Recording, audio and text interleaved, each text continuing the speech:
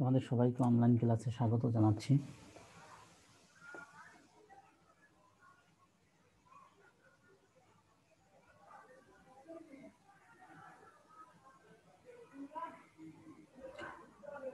আজ তোমাদের স্থিরতরিৎ বিষয়ের দশম ক্লাস, অর্থাৎ পদার্থবিজ্ঞান দ্বিতীয় পর্যায়ের দ্বিতীয় অধ্যায় স্থিরতরিতের দশম ক্লাস নিয়ে আলোচনা করব।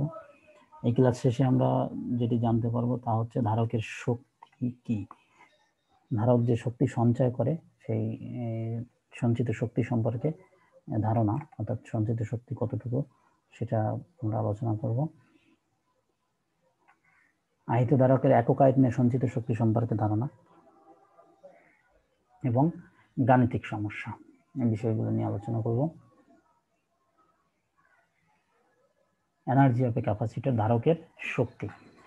কোন ধারকের সঞ্চিত শক্তি হলো তাকে আহিত করতে যে পরিমাণে কাজ করতে হয় তার পরিমাণ।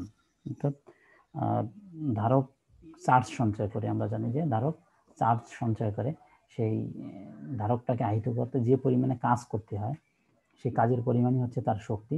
ধারকের ভিতরে তড়িৎ শক্তি বিভব শক্তি হিসেবে সঞ্চিত থাকে। তড়িৎ শক্তি অর্থাৎ চার্জ সঞ্চয় করে তড়িৎ শক্তি, সেটা বিভব শক্তি হিসেবে তার ভিতরে সঞ্চিত থাকে।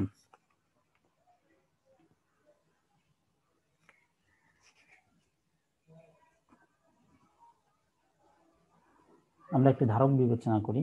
এই সঞ্চিত শক্তি আমরা যদি সি বিবেচনা করি তাহলে যার ধারণকৃত চার্জ, একটা ধারক বিবেচনা করলাম যার ধারকত্ব সি, ধারকে আমরা কিছু চার্জ প্রয়োগ করলাম, অর্থাৎ বিভব পার্থক্য ভি বিভব পার্থক্যে সে কিউ পরিমাণে চার্জ সঞ্চয় করেছে, অর্থাৎ সে ধারণকৃত তার চার্জ হচ্ছে কিউ যদি হয়, এই চার্জ কি হবে একসঙ্গে যদি তাকে বিভব পার্থক্য অর্থাৎ কোনো ব্যাটারির উৎস যদি তার সাথে যুক্ত করে দেয় তাহলে কিউ পরিমাণে সে সর্বাধিক চার্জ অর্থাৎ কিউ পরিমাণে চার্জ ধারণ করতে পারে, কিন্তু সেটা তো ব্যাটারি সংযোগ দেওয়ার সঙ্গে সঙ্গেই সে কিউ পরিমাণে চার্জিত হবে না, একটু একটু করে চার্জ সঞ্চয় হতে কিছুটা সময় নেবে, অর্থাৎ কিছু সময় পরে তার মোট চার্জ হবে কিউ।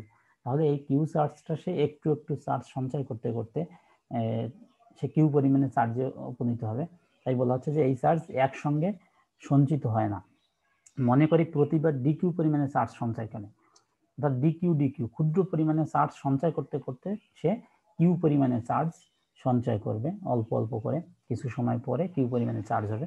তাহলে যদি ডিকিউ পরিমাণে চার্জ সে সঞ্চয় করে তাহলে তার সঞ্চিত শক্তি হবে ডিইউ, ধরে নিলাম তার সঞ্চিত শক্তি সমান ভি ডিকিউ, তার সঞ্চিত শক্তি। ভি হচ্ছে তার বিভব পার্থক্য এবং ডিকিউ হচ্ছে সঞ্চিত চার্জ।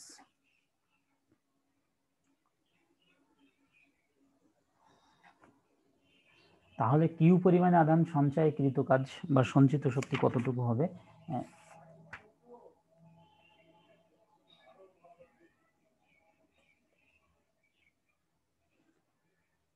ইউ সমান 0 থেকে কিউ ভি ডি কিউ।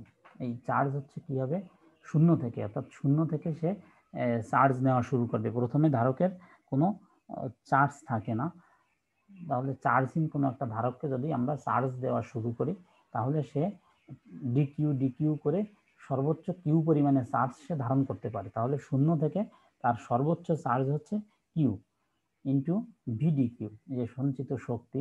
তাহলে এটাকে যদি আমরা 0 থেকে কিউ সীমার মধ্যে সমাকলন করি তাহলে আমরা টোটাল সে কতটুকু শক্তি সঞ্চয় করেছে সেই শক্তি সঞ্চয়ের পরিমাণটা পাওয়া যাবে। এই যে পরিমাণে শক্তি সঞ্চয় করে যদি এটা ডিসচার্জ হওয়া শুরু করে তাহলে একই পরিমাণে শক্তি আবার পুনরায় ফেরত পাওয়া যায়, অর্থাৎ এটাকে বলে চার্জিং। 0 থেকে কিউ পরিমাণে চার্জ সঞ্চয় করবে চার্জিং, এবং কোনো জায়গায় যদি আমরা যুক্ত করে দেই কোনো সার্কিটে তাহলে সেখান থেকে আবার যদি ডিসচার্জ করে এই সর্বোচ্চ কিউ পরিমাণে চার্জ আবার সে ডিসচার্জ করতে পারে। তাহলে টোটাল শক্তি হবে 0 থেকে কিউ ভি ডি কিউ।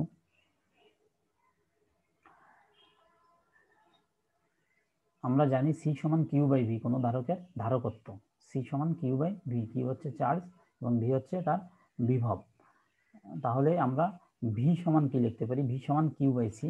তাহলে এই ভির মানটা এখানে বসিয়ে দিলাম Q by C into D Q. তাহলে দেখো এখানে সি হচ্ছে কোনো ধারকের ধারকত্ব ক্যাপাসিট্যান্স, তাহলে এইটা ধ্রুবক, কোনো একটা ধারকের জন্য এটা ধ্রুবক, এই অংশটাকে আমরা বাইরে নিয়ে যেতে পারি সমাকলনের বাইরে। এখানে সমাকলনটা করা নাই, যাই হোক 1/c অংশটা বাইরে যাবে, 1/c অংশটা বাইরে যাবে, আর বাইরে গেলে এখানে থাকবে কিউ ডি কিউ। তাহলে Q D Q integration of 0 থেকে কিউ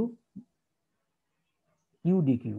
তাহলে কিউ ডি কিউ কে যদি আমরা ইন্টিগ্রেশন করি, x to the power n এর সূত্র কি? X to the power n plus 1/n+1। আমাদের ইন্টিগ্রেশনের যে সূত্র x to the power n এর সূত্র, integration of x to the power n. তাহলে এক্স সমান কি হবে? X to the power n+1/n+1 plus constant C. তো যেহেতু এখানে একটা লিমিট আছে দেওয়া, এই জন্য এখানে কনস্ট্যান্টটা হবে না, লিমিট বসবে। তাহলে এখানে আছে কিউ ডি কিউ। তাহলে কিউটাকে আমরা এক্স যদি ধরে নেই, x dx, x to the power n এর পাওয়ার কত? পাওয়ার হচ্ছে 1। তাহলে পাওয়ার 1 যোগ 1, তাহলে কিউ স্কোয়ার হয়ে যাবে বাই কত? 2, সেই পাওয়ার দিয়ে ভাগ।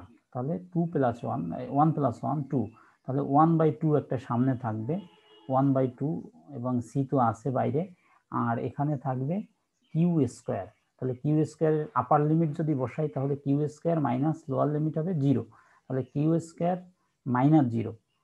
তাহলে -0 তো কোনো ভ্যালু নাই, শুধু কিউ স্কোয়ার থাকবে, তাহলে থাকবে half Q square by C. তোমরা এই অংশটা একটু করবে, করে দেখবে যে এটা আসে। তোমরা ইন্টিগ্রেশন ইতিমধ্যে শিখে গেছো, তো সেই ইন্টিগ্রেশন করে এই রেজাল্টটা তোমরা নিয়ে আসবে। এটা কিন্তু একটা মূল সঞ্চিত শক্তি, এটাকেও আমরা লিখতে পারি যে এই পরিমাণে শক্তি সঞ্চয় করে। আবার আমরা কি লিখতে পারি? সি সমান কিউ বাই ভি, সি সমান কিউ বাই ভি, তাহলে ভি সমান কিউ বাই সি। তাহলে ভি সমান কিউ বাই সি, অথবা যদি আমরা এখানে কিউর মানটা বসিয়ে দিই, কিউ সমান কত? সিভি। কিউ সমান যদি সিভি হয়, তাহলে সি স্কোয়ার ভি স্কোয়ার, এই সি স্কোয়ার একটা অংশ কাটা যায়, সি স্কোয়ার এবং এই সি কাটা গেলে শুধু থাকবে সি, আর এই ভি স্কোয়ার থেকে যাবে। তাহলে সি ভি স্কোয়ার, এখানে কিউর মানটা এখান থেকে বসিয়ে দিতে পারো, কিন্তু সিভি বসিয়ে দিলে আমাদের এটা আসবে।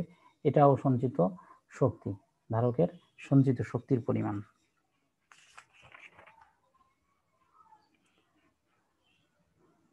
তাহলে ধারকের সঞ্চিত শক্তির পরিমাণ কিসের উপরে নির্ভর করে? দেখো এখানে ধারকের ধারকত্ব এবং বিভব পার্থক্যের উপরে নির্ভর করে। ধারকের ধারকত্বের সমানুপাতিক এবং বিভব পার্থক্যের বর্গের সমানুপাতিক, এর উপরে নির্ভর করে। আবার কিউ স্কোয়ার বাই সি দিয়েও আমরা বলতে পারি। এখানে যদি আবার আমরা সির মান বসাই, সি সমান কত? কিউ বাই ভি, তাহলে কিউ বাই ভি, ভি কাটা যায়, তাহলে থাকে হাফ কিউ ভি। এই মানটাকে যদি আবার ব্যবহার করি, তাহলে থাকবে হাফ কিউ ভি, সেটাও আমরা মনে রাখতে পারি। তাহলে হাফ কিউ ভি হলে কিউর পরে এবং ভির পরেও নির্ভর করে। তাহলে কি হচ্ছে কি?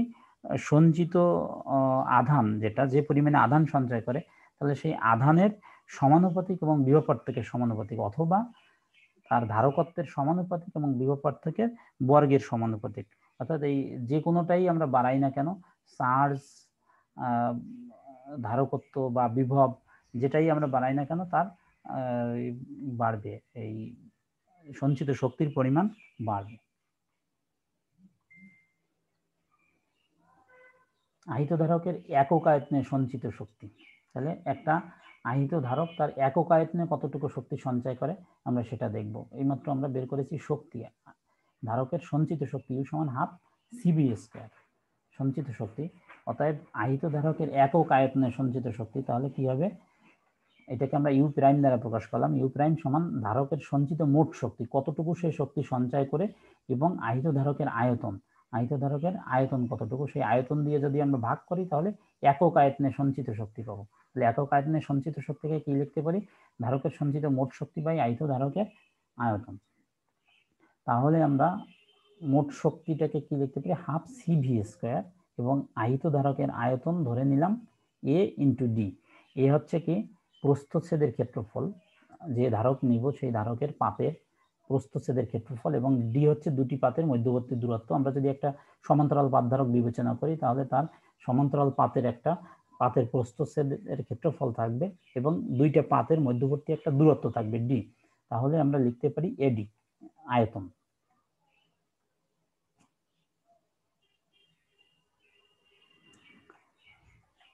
এবার আমরা এই সি ধারকের ধারকত্ব সি, দেখো একটা সমান্তরাল পাপধারক যদি আমরা বিবেচনা করি তাহলে সমান্তরাল পাপধারকের ক্ষেত্রে আমরা কি লিখতে পারি, এখানে সমান্তরাল পাপধারকের সঞ্চিত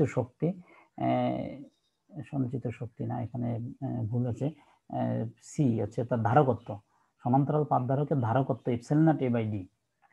তাহলে সির মান কি লিখতে পারি, epsilon naught A by D, এবং বিভব পার্থক্য ভি, বিভব পার্থক্য আমরা পূর্বে দেখে আসছি, ভি সমান ই গুণ ডি। ই হচ্ছে তড়িৎ প্রবাল্য এবং ডি হচ্ছে দুইটা পাতের মধ্যবর্তী দূরত্ব, ইডি দূরত্ব যেটা। এবং তাহলে আমরা কি লিখতে পারি, সির মান এটা বসিয়ে দিলাম একটা সমান্তরাল পাপধারকের ক্ষেত্রে, বা তার সমান্তরাল পাপধারকের ধারকত্ব, এবং ভি বিভব, বিভব হচ্ছে প্রবাল্য গুণ দূরত্ব, বিভব সমান সমান প্রবাল্য গুণ দূরত্ব, দূরত্ব হচ্ছে দুইটা পাতের মধ্যবর্তী দূরত্ব বাই এডি। তাহলে এখান থেকে যে রাশিমালাগুলো কাটা যায়, দেখো কি কি কাটা যায়, এ কাটা যায়, কাটা যায়, এখানে ডি স্কোয়ার, এখানে ডি স্কোয়ার আছে, তাহলে ডি স্কোয়ার চলে যায়, তাহলে থাকে কত, এখানে হাফ থাকে, এপসাইলন নট থাকে এবং ই স্কোয়ার থাকে, তাহলে ইউ প্রাইম সমান half epsilon not E square. এটা হচ্ছে একক আয়তনে সঞ্চিত শক্তি, একটা ধারকের একক আয়তনে এই পরিমাণে শক্তি সঞ্চয় করে। তাহলে এই সঞ্চিত শক্তির পরিমাণ কার কার উপরে নির্ভর করে সেটা দেখো, ধারকের দুই পাতের যে বিভব পার্থক্য তার উপরে নির্ভর করে, এপসাইলন নট অর্থাৎ প্রবেশ্যতা, মাধ্যমের প্রবেশ্যতা কেমন তার উপরে নির্ভর করে, এবং তার তড়িৎ প্রবাল্য ই এর উপরেও নির্ভর করে। আবার এটা হচ্ছে একক আয়তনের সঞ্চিত শক্তির নির্ভরশীলতা। তোমরা তোমাদের একটা গাণিতিক সমস্যা আছে, একটা বর্তনী প্রদর্শন করা হলো, এখানে 4টা ধারক শ্রেণীতে যুক্ত আছে, কিন্তু দেখো একটার সঙ্গে আর একটা লাগানো, কাজে এরা শ্রেণীতে যুক্ত আছে, এর ধারকত্ব হচ্ছে 1 ফ্যারাড, 2 ফ্যারাড, 3 ফ্যারাড এবং 4 ফ্যারাড, এই ধারকত্ব, এদের ধারকত্ব। তাহলে এই বর্তনীতে যদি 3 ভোল্ট বিভবের ব্যাটারি সংযুক্ত করলে, এই বর্তনীর সাথে কি করব আমরা, এখানে একটা 3 ভোল্টের ব্যাটারি বা কোষ যুক্ত করব, কি পরিমাণে শক্তি সঞ্চিত হবে, 3 ভোল্ট ব্যাটারি যদি যুক্ত করি তাহলে সঞ্চিত শক্তি কত হবে সেটা আমাদের বের করতে হবে।